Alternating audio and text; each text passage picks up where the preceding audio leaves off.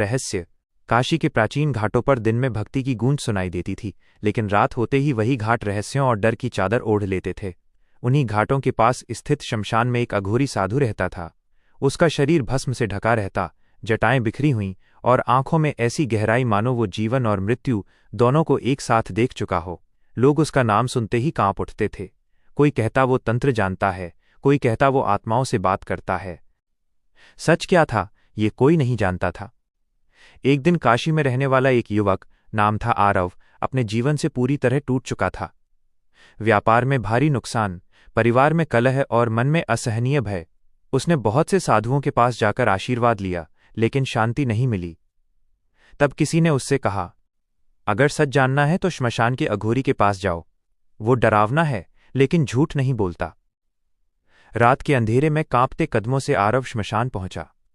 वहां चिता की आग जल रही थी और उसी के पास अघोरी ध्यान में बैठा था। हवा में धुएं और भस्म की गंध थी।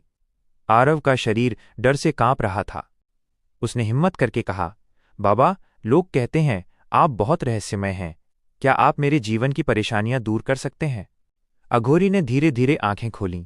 उसकी नज़र में न क्रोध था, न दया, बस गहरी शांति। वह बोला, तुम जिस रहस्य को बाहर खोज रहे हो वह तुम्हारे भीतर ही छिपा है। आरव चौंक गया।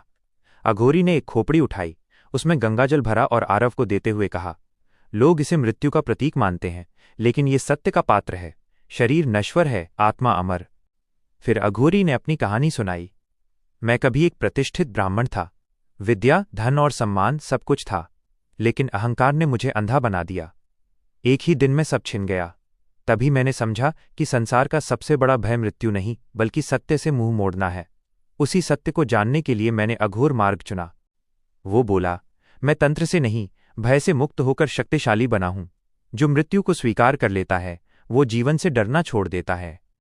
अघोरी के शब्द आरव के हृदय में उतर गए। उसे एहसास हुआ कि उसकी सारी समस्याओं की जड़ उसका डर, लालच और अहंकार था। आंखों से आंसू बहते हुए उसने अघोरी के चरणों में प्रणाम किया। अगली सुबह जब लोग श्मशान पहुंचे, अघोरी वहां नहीं था। केवल भस्म पर उंगलियों से लिखा एक वाक्य था, जो मृत्यु के सत्य को जान ले वही जीवन के रहस्य को समझ लेता है। तभी से काशी में कहा जाने लगा, अघोरी कोई डरावना साधु नहीं, बल्कि सत्य का दर्पण था। ऐसी ही रोचक और प्रेरणादायक कहानियों के लिए हमारे चैनल को सब्सक्राइब करें, हमें फॉलो करना न भूलें और कमेंट में ज़रूर बताएं कि आपको कहानी से क्या सीख मिली। आपका एक छोटा सा सपोर्ट हमें और बेहतर कहानियां लाने की प्रेरणा देता है।